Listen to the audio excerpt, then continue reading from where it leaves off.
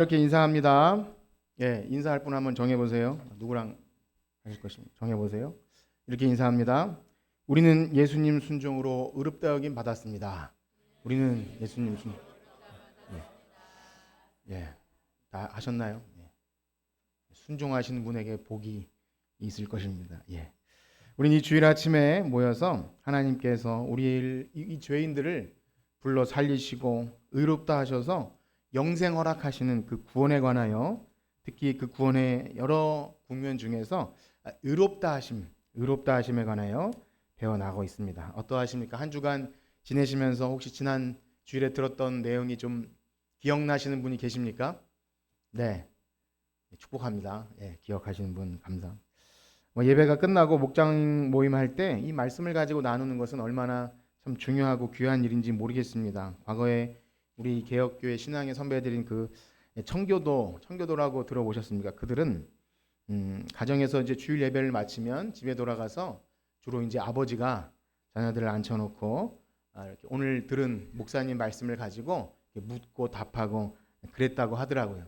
그게 이제 우리가 요리문답하는 그 이제 근간이 된 건데 묻고 답하면서 그래서 뭐 목장 모임도 그렇지만 여러분 신앙의 가장 되시는 우리 남자 집사님들 장로님들 집에 돌아가셔서 가정 예배 특별히 이렇게 매일 성경 하지 않습니까? 그걸 가지고 하나씩이라도 묻고 답하면 큰 은혜가 있기를 저는 믿습니다. 예, 그렇게 한번 해보십시오. 그러니까 들은 말씀이 우리의 머릿속에도 잘 담아지지 않지만 머릿속에 있는 것이 우리의 가슴으로 내려오고 또 우리의 삶에서 예배가 삶이 되고 삶이 예배되는 것 조금씩 한 걸음이라도 나아가지 않겠습니까? 온 가정이 온 세대가 이 말씀으로 하나 된다는 것은 진짜 너무나 큰 복입니다. 그래서 뭐 이렇게 작은 아이가 있는 가정이 아니라 할지라도 집에 식구들이 있으면 주일날 돌아가시면 TV 보거나 그러지 마시고 말씀 나눠보시고 하면 그러면 좋겠습니다. 여러분들에게 그런 은혜가 있기를 소원합니다. 이제 하나님 말씀은 살아있고 운동력이 있어서 정말 그 말씀을 여러분들이 신뢰하고 이 시간 앉아서 성령님의 도우심을 간구하면서 정말 그 우등생처럼 앞자리에 앉은 우등생처럼 이렇게 막 들으면 하나님이 정말 은혜를 폭포수처럼 좀 부어줄 거라 그렇게 확신합니다. 그런 확신 가지고 말씀을 준비하고 있습니다.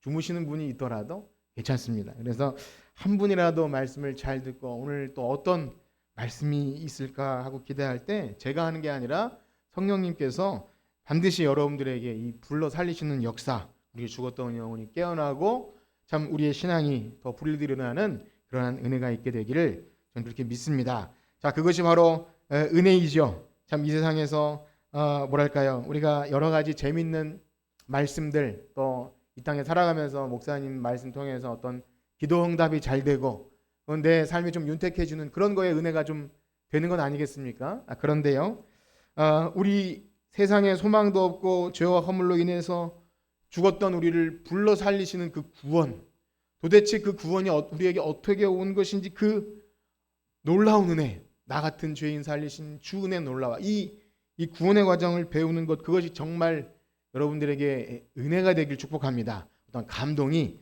그 세상의 어떤 드라마나 영화의 어떤 그 아주 짠한 이야기를 제가 어떤 예화를 섞어서 그런 감동보다 하나님께서 어떻게 우리의 구원을 이렇게 치밀하게 계획하셨는가, 여러분들이 그것을 오늘 이렇게 뭐 100%는 아니라 할지라도 들으시면서 이게 장난이 아니구나, 하나님께서 이런 과정을 통해서 우리의 구원을 확증하셨다면 우리의 구원은 정말 100%구나, 그런 은혜가 있기를 축복합니다. 자, 저와 여러분들이 지나고 있는 이 부분은 이제 구원 가운데 의롭다 하심의 부분인데요.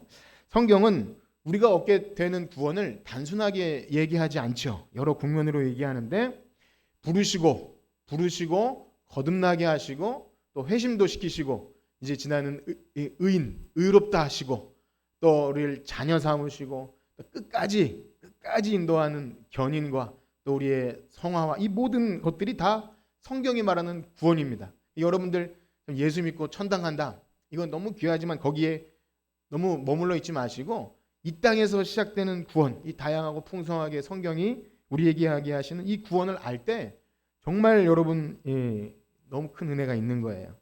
그래서 시간도 많이 지났고 전에 하다가 다시 이 구원의 의인됨을 시작하지 않았습니까? 그래서 우리의 기억력도 그렇고 또 지난주 배운 말씀도 우리가 깜빡하기 때문에 제가 잠깐 아주 짧게 요약을 해드리면 이런 것이죠. 구원에 대해 이야기할 때 사람들은 다 구원에 관심이 있어요. 교회를 다니든 안 다니든 타 종교든 다 구원에 관심이 있어요. 무엇입니까? 죽음 이후에 그래도 좋은 곳에 갈 거라는 어떤 막연한 기대와 희망이 있다는 거죠. 그러나 여러분, 이 이방 종교와 기독교의 구원의 가장 큰 차이점은 무엇입니까? 여러분, 뭐라고 말할 수 있을까요? 이방 종교와 우리 기독교의 가장 구원의 방법에 있어서 가장 큰 차이점. 네. 여기서 이게 우등생이 앉아 계셔서 못 들으셨죠? 네. 세상 어떤 종교는 다 구원이 나로부터 시작하죠. 그죠? 열심히 뭘 하고 치성을 드리고 돌을 쌓고 고행을 하고 다 뭐 내가 열심히 하는 걸 해서 구원의 어떤 조건을 이루지만 기독교는 어떻게 됩니까? 예수 나하고 상관이 없어요. 내가 어떤 것을 한과 상관이 없어요. 나의 조건과 관계없이 하나님이 일방적으로 주시는 의, 우리를 의롭다 하심 때문에 구원받는 것. 그것이 바로 근본적인 차이입니다. 아셨죠? 알았지만 뭐라고 이렇게 얘기하기 힘든 것이시죠. 자, 그런데 이 기독교의 구원에 대해서 우리가 오해할 때 많은 이단들은 여기서 출발해요. 이 의롭다 하신, 우리가 행한 것 없이 온전히 하나님이 하신 것에 대해서 의심도 되고 의문도 품고 또 실제적으로 살아보니까 약간 부족한 것 같고 그래서 이단들도 생기고 카톨릭처럼 행위 구원의 종교가 나오고요. 우리 개신교 안에서도요. 이 오직 믿음으로 구원받는 이 개혁교 안에서도 계속 되어지는 흐름이 뭐냐면 어떤 도덕적 선행과 그래도 인간이 뭐라도 해야 되지 않겠는가. 그래서 성경을 읽어도 결국 행위로 나가요. 결국이. 그래서 열심히 하라고. 열심히 해야겠지만 그것이 마치 우리의 어떤 구원의 조건을 이루듯이 된다는 것이죠. 당연한 생각입니다. 착한 일 해야 좋은 곳 가는 당연한 보상 심리죠. 그러나 그러한 모든 것들은 사실상 기독교와 비슷한 종교도 아니고 성경은 뭐라고 하냐면 다른 복음이고 십자가의 원수로 행하는 것입니다. 굉장히 위험한 거예요. 오히려 비슷한 것이 더 훨씬 이 십자가의 도를 이렇게 참 미련하게 만드는 거죠. 미련한 것이지만 이 미련한 것이 구원을 얻는 우리에게는 능력 아니겠습니까? 그렇습니다. 기독교의 구원은 온전히 성부, 성자, 성령, 삼위 하나님으로부터 시작해서 다 완성되는 줄 믿습니다. 우리 에베소서 1장 3절에서 5절 말씀을 한번 같이 읽도록 하겠습니다. 시작. 찬송하리로다. 하나님 곧 우리 주 예수 그리스도의 아버지께서 그리스도 안에서 하늘에 속한 모든 신령한 복을 우리에게 주시되 곧 창세전에 그리스도 안에서 우리를 택하사 우리로 사랑 안에서 그 앞에 거룩하고 흠이 없게 하시려 그 기쁘신 뜻대로 우리를 예정하사 예수 그리스도로 말미암아 자기의 아들들이 되게 하셨습니다. 아멘. 이 에베소서 1장 말씀 여러분들 꼭 기억하십시오. 다 읽고 싶지만 시간 관계상 여기까지 읽었는데요. 여기까지만 봐도 구원이 결코 우연이 된 것이 아니에요. 하나님께서 만세전에 그 창조자 하나님께서 만세전에 우리를 아시고 부르시고 정하시고 거룩하게 그리스도 예수 안에서 우리를 거룩하고 흠이 없게 하시려고 이 모든 일을 계획하신 줄 믿습니다. 지금 읽으신 말씀처럼 이 모든 일이 그리스도 안에서 이루어져요. 예수 그리스도께서 육신을 입고 이 땅에 오셔서 그 율법의 요구를 만족시키심으로 그 구원, 그 십자가로 완성하시죠. 자, 그러면 그렇게 하나님이 계획하시고 2000년 전에 십자가에서 예수님이 이루신 그 구원이 오늘 2023년을 살아가는 우리에게 어떻게 적용이 됩니까? 그죠? 어떻게 가능하죠? 이것이 바로 성령님께서 하시는 일이에요. 우리 1장 13절을 한번 읽겠는데요. 에베소 1장 13절 시작. 그 안에서 너희도 진리의 말씀 곧 너희 구원의 복음을 듣고 그 안에서 또한 믿어 약속의 성령으로 인치심을 받았네. 아멘. 여러분 믿으시나요? 성령님께서 이 구원을 만세전부터 준비하신 이 구원, 예수님이 2000년 전에 십자가에서 완성하신 이 구원을 지금 우리에게 복음을 듣고 부르시고 소명 부르시고 또 그것을 믿고 확신하게 하셔서 거듭나게 하시고, 거듭남이 바람이 어디로 왔다 어디로 가는지 모르지만 거듭난 사람에 나타나는 중요한 것 무엇입니까? 회심. 믿고 회개하는 것, 이것은 우리가 인지할 수 있는 겁니다. 어느 순간에 거듭났는지 모르는 사람도 이 대반전의 변화가 일어나는 것. 이제는 더 이상 내가 사는 것이 아니라 내 안에 사시는 예수님이 사십니다. 그래서 이제 나는 그리스도의 종입니다. 이런 변화들이 바로 회심 사건인 거죠. 여러분 그 회심의 은혜가 있으십니까? 네, 이런 과정, 이게 뭐 단계적이나 순서로 일어나는 것은 아닐지라도 구원의 이 모든 것들이 다 복합적으로 있어요. 그런데 그 가운데 특별히 그렇게 부르시고 또 거듭나게 하신 이 자들 하나님이 의롭다고 하세요. 이게 단절된 것은 아니지만 이것을 알아야 한다는 거죠. 우리가 의인됨. 여러분 한번 물어볼까요? 여러분 의인입니까? 죄인입니까?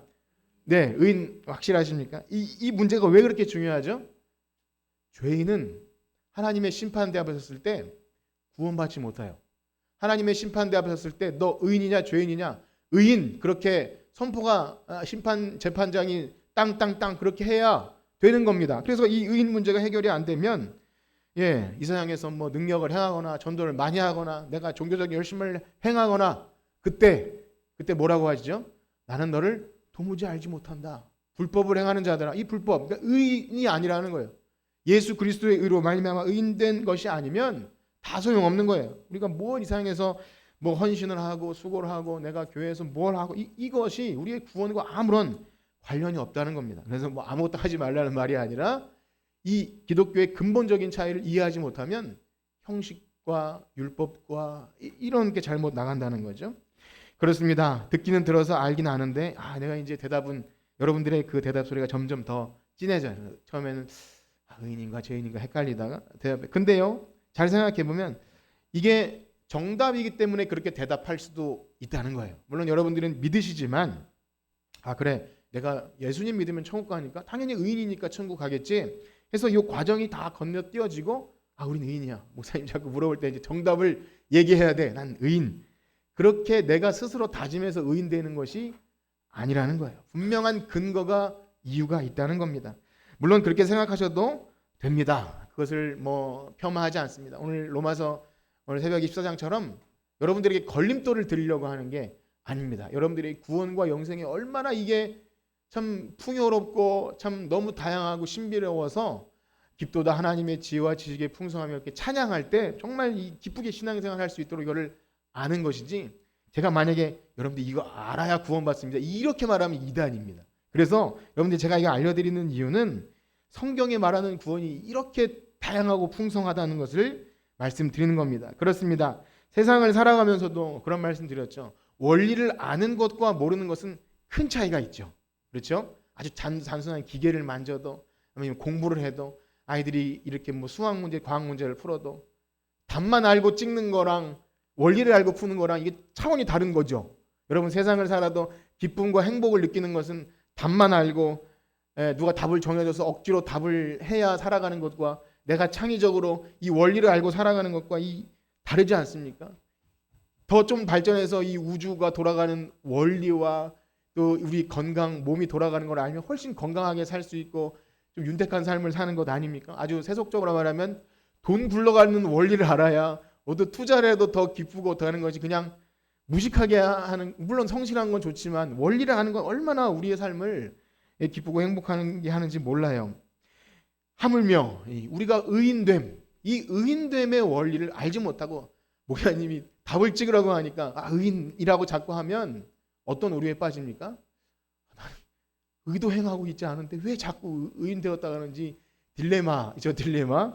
의인이 맞는가? 이렇게 합니다. 그러나 이것을 아는 것은 정말 위대하고 세상에서 가장 황홀한 일입니다. 세상에서 어떤 여러분 이단이나 아니면 다른 종교도 뭐 도를 아십니까? 그러니까 이걸 천기누설처럼 얘기하는데 이건 정말 천기누설 아닙니까? 우리의 구원이 어떻게 이렇게 우리에게까지 왔는지 이것을 안다는 것은 정말 우리 구원 얻은 성도는 가장 관심 가져야 될 일인 줄 믿습니다. 자꾸 여러분들이 강요를 드리는 것 같지만 여러분 정말 이건 중요한 거예요. 여러분들이 다른 세상의 어떤 뭐 돈 굴러가는 것, 건강해지는 것, 그럼 얼마나 많은 것에 투자합니까? 여러분들이 삶에서 뭘 좀 만들고 팔고 혹은 이거 얼마나 기쁜 일이에요. 누가 맛있게 먹어주고 또 여러분들이 하는 거 이것보다 훨씬 대단하고 영광스러운 일이 우리가 의인 되기 위해서 하나님 뭘 어떻게 하셨는지를 알 때 그것을 아는 기쁨, 구원 얻은 성도들에게만 있다는 것을 믿으시길 축복합니다. 그렇습니다. 믿을 때 우리가 의인되는 것, 우리는 그런 의인입니다. 그런데 이 실체를 알지 못할 때 분명 우리 몸에 아무런 변화도 일어나지 않아요. 우리가 의인으로 선포되었지만 그날부터 세례받고 다음 날부터 착한 일 하지 않아요. 집에 돌아가면 계속해서 우리의 옛 성품들은 남아 있어요. 막 죄짓고 또 슬퍼하고 이런 것이 있습니다. 믿음으로 아멘 했지만 이 실체를 모를 때 헷갈려요. 여전히 죄가 훨씬 편해서 죄의 종처럼 몸에 편한 옷을 입듯이, 몸에 편한 더러운 옷을 입듯이 편한 옷이 좋아요. 아무리 새 옷을 줘도 평생 죽을 때까지 못 입고 장롱에 넣어뒀다가 죽는 것처럼 그렇게 그냥 이렇게 이 더러운 것이 편하면 그렇게 합니다.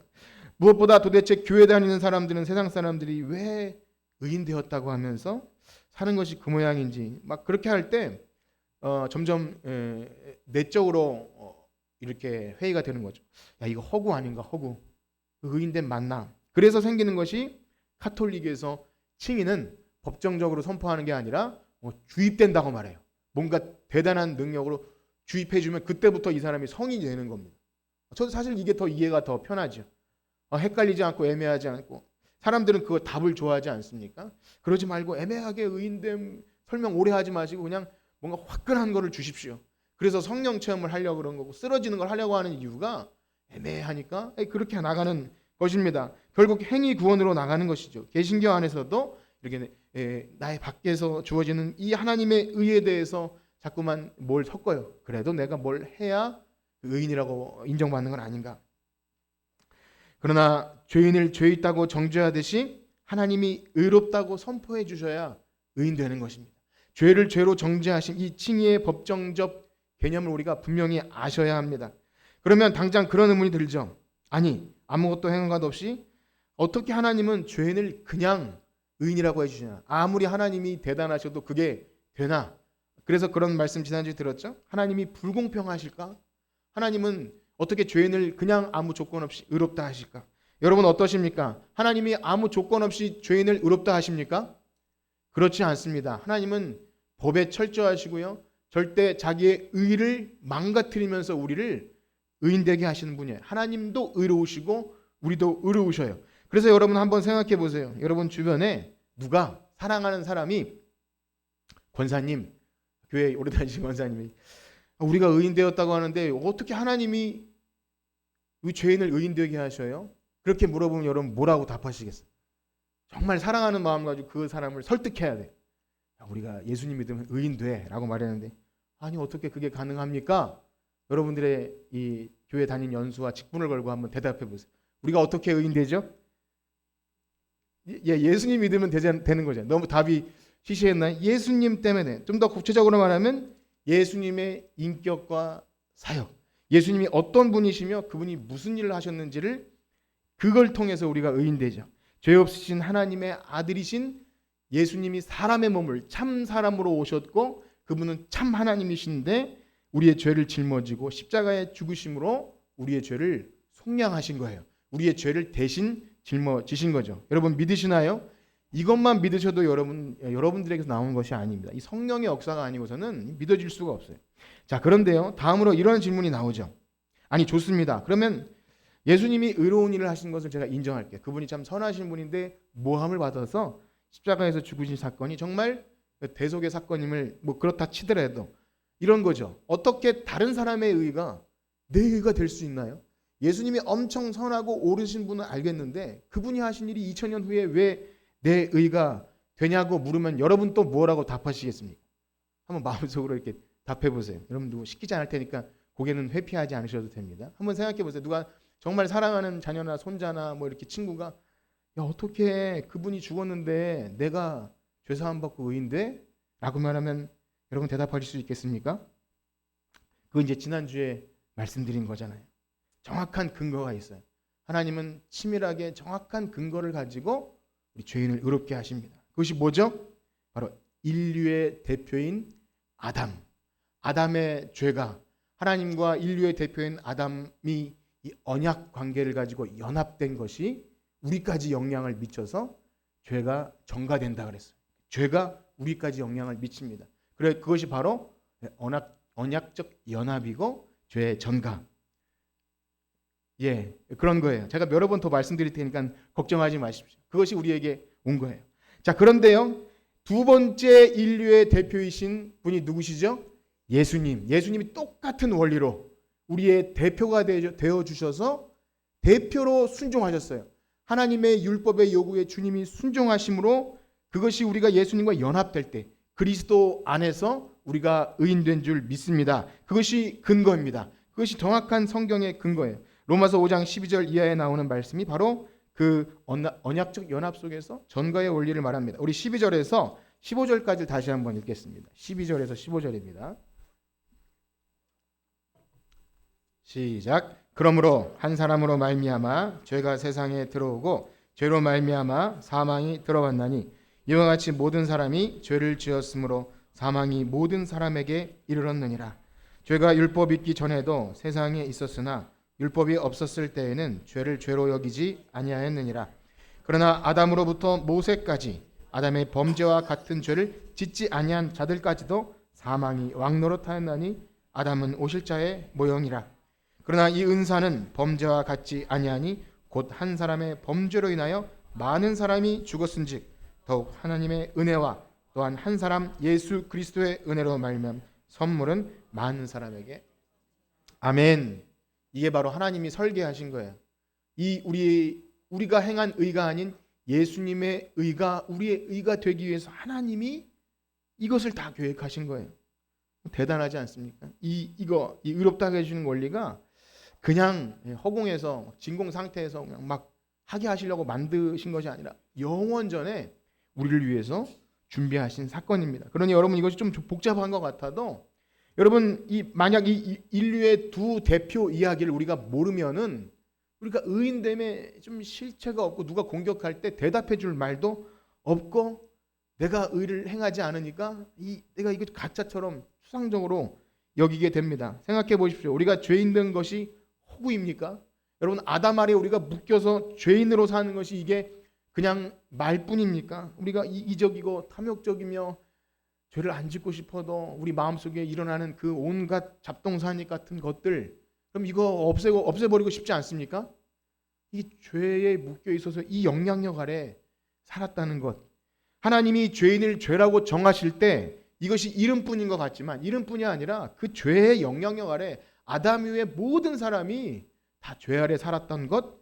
이 원리대로 하나님은 이 죄의 전과는 비교할 수 없는 예수 그리스도의 은혜가 이것을 믿음으로 우리가 예수님과 연합할 때 그 의가 우리의 의가 된 줄 믿습니다. 그러므로 주님의 이 의의 전가, 죄는 다 가져가시고 예수님의 의가 우리의 의가 된 이 이중적인 전가는요.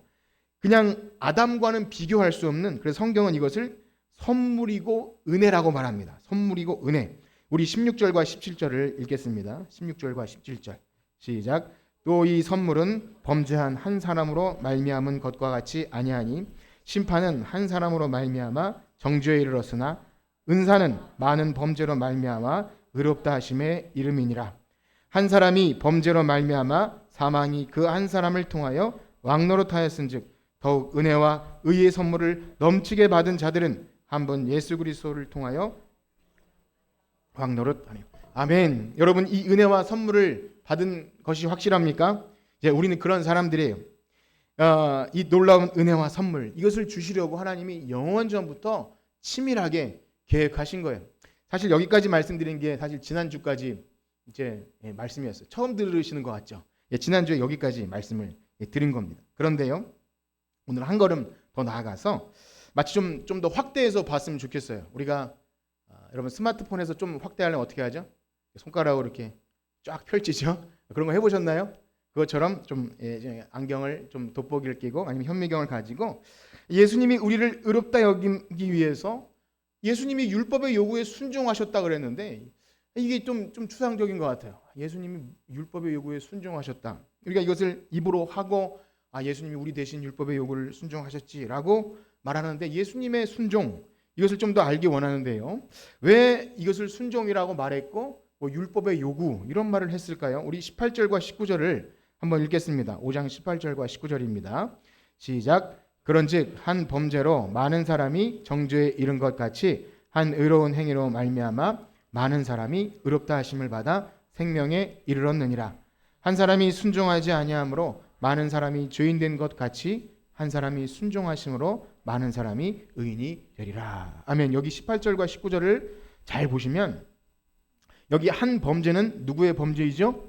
아담의 범죄이죠. 그리고 한 의로운 행위는 누구의 행위입니까? 예수님의 행위입니다. 18절에 그렇게 나왔고 19절은 그 범죄와 의로운 행위를 이렇게 말하죠. 한 사람의 순종하지 아니함. 범죄를 순종하지 아니함. 그렇게 표현했고 또 예수님의 의로운 행위를 한 사람의 순종. 그렇게 얘기합니다. 즉 우리가 죄인 된 것은 아담의 불순종 때문이었다는 거예요. 그리고 우리가 의인 된 것은 예수님의 순종 때문입니다. 아, 예수님의 순종 때문에 우리가 의인 되었다. 예수님께서 무엇에 순종하십니까? 누구에게 순종하십니까? 예수님 하나님이시잖아요. 그런데 예수님이 율법의 요구에 순종하셨어요. 이건 당연한 얘기가 아닙니다. 이거는 좀 이상한 얘기예요. 율법을 만드신 그 법의 창조자께서 율법의 요구에 순종하신다는 것은 우리의 생각으로는 저 도저히 이해할 수가 없고 너무나 자존심 상한 일이고 자기를 포기하지 않고는 불가능한 일입니다. 예수님께서 이 율법의 요구에 순종한 우리가 말하기 좋게 예수님이 우리 대신 율법의 요구에 순종하셔서 우리가 의인 되었습니다. 이거 쉽게 얘기할 수 있는 일이 아닙니다. 그래서 가만히 생각해 보면 주님이 하신 일이니까 뭐 예수님이 하셨으니까 우리가 믿음으로 받으면 되겠지라고 생각하겠지만 이 순종이라는 것 우리가 누구에게 여러분 순종해 보셨습니까? 비굴한 거예요. 굉장히 하기 어려워요. 예, 아랫사람 같고 내가 왜 순종을 해야 합니까? 우리 인간 자체도 그게 안 되는데 전능하신 창조자 하나님께서 우리 인간들을 위해 주신 그 율법의 요구에 순종하신다는 것은 이건 말이 안 되는 일입니다.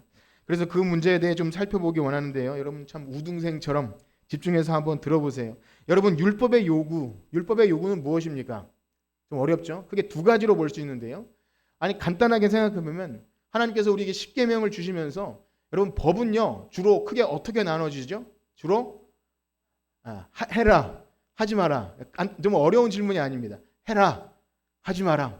집에서 생각해 보세요. 엄마가 아이들에게 야 이것 해라, 이거 하지 마라.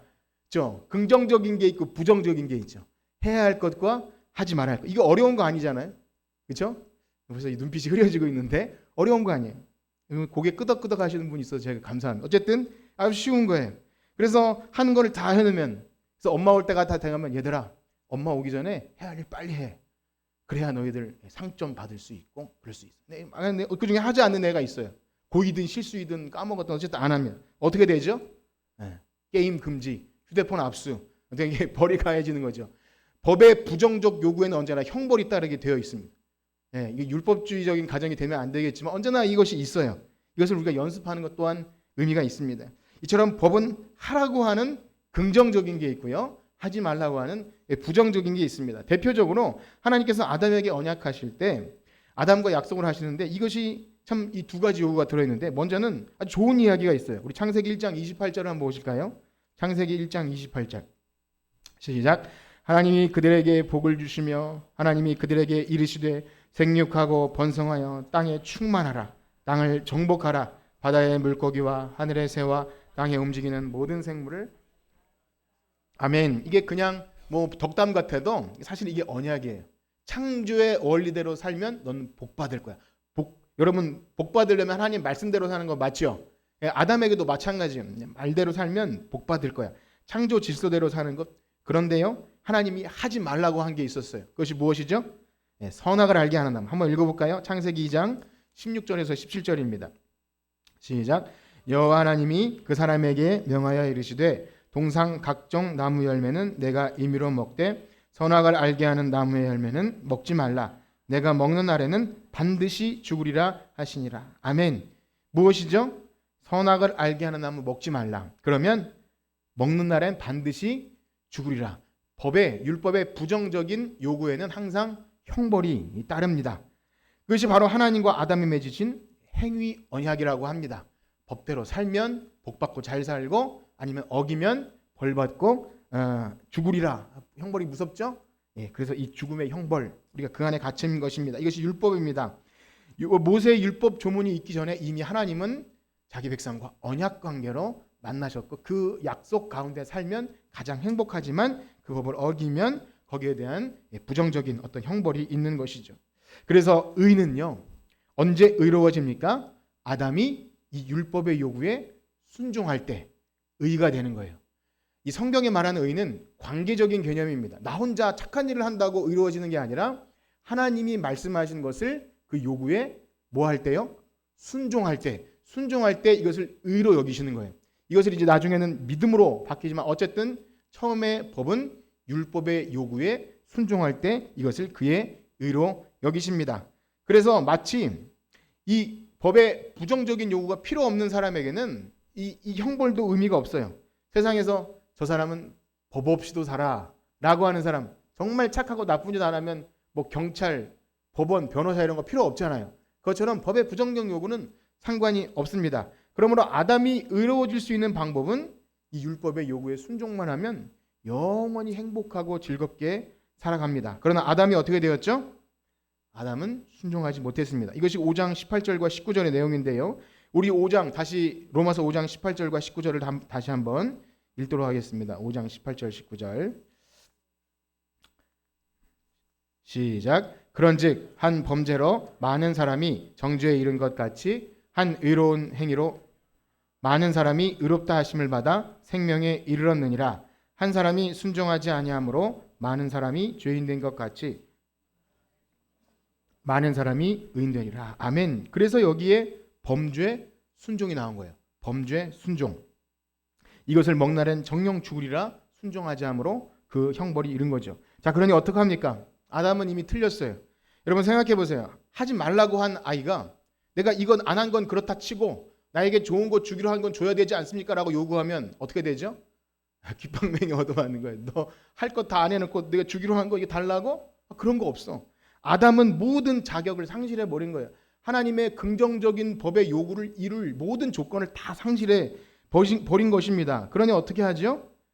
아담이 아니라 다른 인류의 대표를 보내셔서 그 율법의 요구를 순종할 대표를 보내주시는 것이 바로 두 번째 아담으로 오신 예수 그리스도이십니다. 그래서 뭐 첫 번째 아담, 두 번째 아담 이건 어려운 상징적인 얘기가 아니라 실제입니다. 육신으로 예수님이 오셔서 아담 대신 그 일을 하신 거예요. 그래서 5장 14절에 아담은 오실 자의 모형이다. 이 말은 예수님이 오셔서 하시는 일이 아담하고 똑같은 일을 하시는 거예요. 아담에게 주어진 모든 조건을 예수님이 그 조건에 순종을 하심으로 긍정적 요구와 부정적 요구에 다 순종하시죠. 그렇습니다. 과연 우리 중에 누가 율법의 요구를 순종할 수 있습니까? 예수님 외에 누가 우리에게는 죄의 형벌밖에 남아있지 않아요. 태어날 때부터 죄인인데 어찌 우리에게 선한 것을 행할 능력이 있으며 하나님의 의에 도달할 것이 아무것도 없습니다. 여러분 그것을 믿으십니까? 예수 그리스도 외에 우리를 의롭게 할 것은 없는 거예요. 그러나 하나님께서 우리가 처한 그 아무런 소망도 없는 자리에서 우리를 구원하시기 위해서 하나님의 아들 예수 그리스도를 율법 아래 나게 하신 것은 우리가 이룰 수 없는 율법의 요구에 순종하기 위해서 아들을 보내신 것입니다. 우리 갈라디아서 4장 4절과 5절 말씀을 읽겠습니다. 시작. 때가 참에 하나님이 그 아들을 보내사 여자에게 나게 하시고 율법 아래 나게 하신 것은 율법 아래 있는 자들을 속량하시고 우리로 아들의 명분을 얻게 하리. 아멘. 우리가 이 부분을 많이 읽었지만 왜 예수님이 율법 아래 나셨을까? 그 율법에 순종하기 위한 것이 어떤 것일까? 하나님이 정해놓으신 것이죠. 그래서 하나님의 아들 예수님이 새로운 대표로 오셔서 우리가 이룰 수 없는 율법의 요구에 순종하심으로 예수님이 의롭게 되신 거예요. 예수님이 의롭게 되시고 우리가 그 예수님과 연합할 때 예수님의 의가 우리의 의가 되는 겁니다. 여러분 생각해 보세요. 우리는 이것을 단순히 우리 예수 믿어서 다 의롭게 돼요. 목사님이 의인이라 그러니까 그냥 의인이에요 라고 말하는 것과 하나님이 이렇게 우리를 의를 주기 위해서 법의 창조자께서 이 땅에 사람의 몸을 입고 오셔서 그 율법의 요구를 다 끝까지 마지막 몸의 한 피 한 방울까지 다 순종하시면서 이 의롭게 되심을 알고 우리에게 의가 왔다는 것을 아는 것은 뭐 전혀 다른 차원 아닙니까? 그렇습니다. 예수님께서 율법의 요구 이 두 가지를 어떻게 이루셨는지를 보세요. 참 사람으로 오신 예수님께서 하나님의 법에 온전히 순종하셔요. 그래서 마태복음이나 이 신약성경 보면 예수님이 말씀대로 언약의 말씀대로 모든 율법의 요구를 하나하나 다 이루세요. 성경 말씀대로 모든 발걸음 밤걸음 하나를 하나님 아버지의 뜻대로 이루시는 것은요, 사람으로 그 율법의 긍정적 요구를 다 이루신 거예요. 그리고 우리가 받아야 될 법의 부정적 요구로 인한 형벌, 그걸 예수님이 또 다 받으신 거예요. 받으실 필요 없으신 예수님이 이 법의 두 가지 요구를 다 만족시키신 것이 율법의 순종하심입니다. 그렇기 때문에 예수님께서 우리를 위하여 제 죄에 대하여 죽으심은 그 법의 부정적 요구를 이루시는 죽음이고요. 예수님이 부활하심은 하나님께서 예수님을 의로 여겨주시기 위해서 의에 대한 부활을 하신 겁니다. 우리 로마서 4장 25절 읽어볼까요? 로마서 4장 25절 시작. 예수는 우리가 범죄한 것 때문에 내줌이 되고 또한 우리를 의롭다 하시기 위하여 살아나셨느니라. 아멘. 우리가 여러분 부활절 지날 때, 부활절 지날 때 뭐가 제일 많이 생각나세요? 아직도 계란 생각나시는 분 아니세요? 부활 좋은 거죠. 그런데 이것은 단순히 어떤 사람이 죽었다 살아나는 기적을 보이는 사건이 아니라 뭐죠? 우리를 의롭다 하시기 위한 영광의 부활이에요. 그래서 부활을 의의 부활이라고 말합니다. 왜 부활을 의의 부활이라고 할까? 그러실 필요가 없으신 예수님이 우리를 위해서 대표로 오셔서 의를 성취하신 거예요. 원래 예수님은 의로우세요. 의를 이루실 필요가 없으신 분이 대표로 오셨기 때문에 굳이 그 율법의 두 가지 조건을, 긍정적 요구와 부정적 요구를 예수님이 다 이루심으로 이 부활 생각할 때 이것은 의의 우리를 의롭게 하심의 부활이구나. 비록 죄의 형벌을 받으셨지만 자신의 죄로 인해서 받으신 것이 아니기 때문에 하나님이 그를 지극히 높여 내 아들 예수 그리스도는 의롭다, 그렇게 선포해 주신 사건이 부활입니다. 예수님의 부활은 우리의 의를 위한 부활입니다. 그래서 성경은요, 예수님의 죽음이 죄에 대해서 죽고 의에 대해서 사셨다, 이것을 계속 반복합니다. 죄에 대해서 죽고 의에 대해서 사셨다. 또 우리가 예수님과 연합될 때 우리도 죄에 대해서 죽고 의에 대해서 살았다. 이 두 가지 이 복합적인 표현을 왜 자꾸 하겠습니까? 제가 오늘 설명드린 이 율법의 이중적 요구를, 그것을 예수님이 이루심처럼 우리도 그것을 다 이루게 된 거예요. 우리 로마서 6장 말씀을 한번 보겠습니다. 로마서 6장 9절에서 11절입니다. 시작. 이는 그리스도께서 죽은 자 가운데서 살아나셨음에 다시 죽지 아니하시고 사망이 다시 그를 주장하지 못할 줄을 알미로다.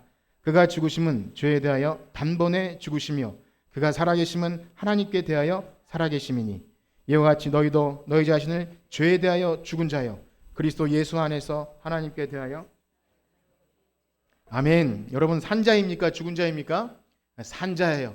의로 산자, 예수님의 부활과 함께 예수님의 우리의 죄는 다 형벌 받으셨고 예수님의 의는 우리에게 오신 것, 율법의 순종하심을 통해 우리에게 그것이 이루어집니다. 이건 누가 그냥 말로 만들어낸 이야기가 아니라 예수님께서 자신의 육체를 다 허비하시면서 낮추시면서 그 죄인들이나 순종해야 될 법의 요구에 예수님이 순종하시면서 이것을 이루셨기 때문에 이 의가, 우리의 의가 된 거예요. 우리가 얻은 의의 신분은 이게 보통 일이 아닙니다. 정말 집에서 잔치를 벌이셔야 돼요. 엄청난 사건이에요. 막 분명히 실체가 있고 확실한 능력이 있는 것을 날마다 이 의인됨의 실체를 깨달아야 할 줄 믿습니다. 그렇습니다. 하나님이 자신의 공의의 속성을 손상시키지 않으면서도 우리의 자기도 의로우시고 우리를 의롭다 하신 이 놀라운 계획, 예수 그리스도가 그 율법의 요구에 순종한 이 계획, 아무렇게나 이루어진 것이 아닙니다. 어떻습니까? 여러분 이 이야기를 들을 때 어떻게 들으셨습니까? 이 복잡한 과정을 통해 삼위 하나님께서 영원 전부터 계획하신 이 놀라운 이 법의 요구를 이루시는 순종하시는 이 이야기를 들을 때 여러분 감격이 되십니까? 아니면 조금 지루하고 따분하게 여겨지셨습니까? 바울은요, 만세전부터 준비하신 이 하나님의 놀라운 계획 앞에 깊도다, 하나님의 지혜와 지식의 풍성함에 누가 이것을 알까 하면서 막 까무러쳤어요. 이건 우리가 도저히 내가 받을 만한 말씀이 아니구나. 여러분 의인된 것은요, 도저히 우리가 받을 자격 없는 것입니다. 여러분 저는요, 목사에게는 매주 설교 준비하는 것이 참 아무리 많이 해도 참 부담되고 힘든 일이에요. 그래서 새벽까지 하고 그러면 왜 그걸 미리 하지 않고 그랬냐고 말하죠. 뭐 이거 해도 이게 안 돼요. 그래서 그런데 이게 어떻게 마무리를 질까 참 걱정이 되었습니다. 특히 이런 굵직한 주제를 가지고 설교할 때는 여간 부담되는 게 아니에요. 그래서 하고 싶지 않아요. 일주일간 힘든 여러분들의 삶에 지친 삶을 좀 제가 위로해드리고 따뜻한 말과 제가 살면 저희 한 주간 동안 좀 버라이어티한 일이 있었거든요. 이렇게 그런 일도 좀 얘기해 드리고 하면서 좀 감동도 되고 뭐 그렇게 할 수 있습니다. 저도 저도 다른 어떤 유명한 교회 목사님처럼 그렇게 할 수 있어요. 어떤 성도님 중에 이메일이 왔는데 이런 사연 저도 이제 많이 보거든요. 좀 감동이 돼요. 눈물도 나고 짠하고. 그런데요, 여러분 잘 생각해 보세요. 그런 것에 은혜가 되고 안 되고 신앙이 좌우되는 것은요, 필요할 수 있지만 그것은 아주 어린아이의 신앙입니다. 초신자는 그럴 수 있어요. 어떤 이야기에 감동이 되고 은혜가 되고 이렇게 하면 기도 응답이 되겠구나. 내 삶을 하나님이 좀 이렇게 하시겠구나. 여러분 그런 것은 사실은 간식 같은 거예요. 우리 어린이들이 간식만 먹고 주식을 안 먹으면 어떻게 됩니까? 영양 불균형에 또 똥도 잘 못 싸고 뭐 그러지 않았습니까? 여러분의 신앙을 자라게 튼튼하게 하는 것은 이 묵직한 밥과 같은 주식. 아이들은 싫어하지만 잡곡밥과 씹으면 씹을수록 맛이 나는 이 밥과 쌀쌀하지만 이 나물 반찬과 또 이 좀 싫어하는 채소와 건강한 음식들이 우리를 건강하게 하잖아요. 저는 그래서 탄수화물을 요즘에 빵을 좀 많이 먹을 수 없어. 어쩔 수 없이 먹지만 탄수화물 줄이니까 이렇게 살이 빠지고 그래요. 그러니까 좀 알면 원리를 알면 고기를 먹어도 살이 안 찐다는 걸 아니 이런 거예요. 여러분 그런데요. 지금 이 말씀을 드리는 이유는 뭐죠?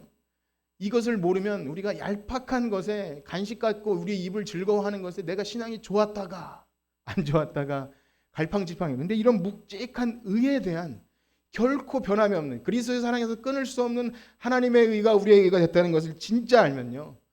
웬만한 거에서 안 넘어져요. 그런 은혜가 있기를 축복합니다. 웬만한 시험에 믿음이 연약한 자가 되어서 오래 믿어도 뭐 이 마스크 이런 걸로 이렇게 막 교회 안 나오고 이런 일, 뭐 밥 먹는 문제로 오늘 그 로마서 말씀이 그랬어요. 뭐 고기 먹는 문제, 뭐 그런 걸로 될 수 없는 것은요. 이 의가 어떻게 우리에게 주어진 특권임을 알 때 우리는 하나님의 영광을 바라고 즐거워할 줄 믿습니다. 우리 마지막으로 이 말씀 읽고 마칠 텐데요. 로마서 5장 1절과 2절 말씀입니다. 우리가 의인된 특권 무엇인지 한번 읽어보겠습니다. 시작.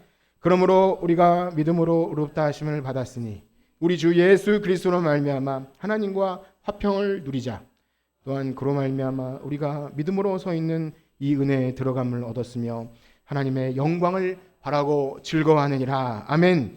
우리 말씀을 통해서 날마다 하나님의 영광을 바라고 즐거워하고 그 안에서 참 행복을 누리시는 여러분들 되시길 축복합니다. 기도하겠습니다. 하나님 감사합니다. 죄인을 의인 되게 하시기 위하여 하나님께서 만세전에 계획하시고 준비하시고 그리스도 안에서 성취해 주신 그 놀라운 일들을 우리가 듣게 될 때 우리는 할 말을 잃게 됩니다. 하나님 그러나 우리가 너무나 쉽게 이 의인이라고 말하면서도 진정 그것이 우리에게 어떻게 주어졌는지 관심이 없을 때 이 은혜가 값싼 은혜가 될 수밖에 없고 말로는 의인된 신분이라고 하지만 죄인처럼 살아가기도 합니다.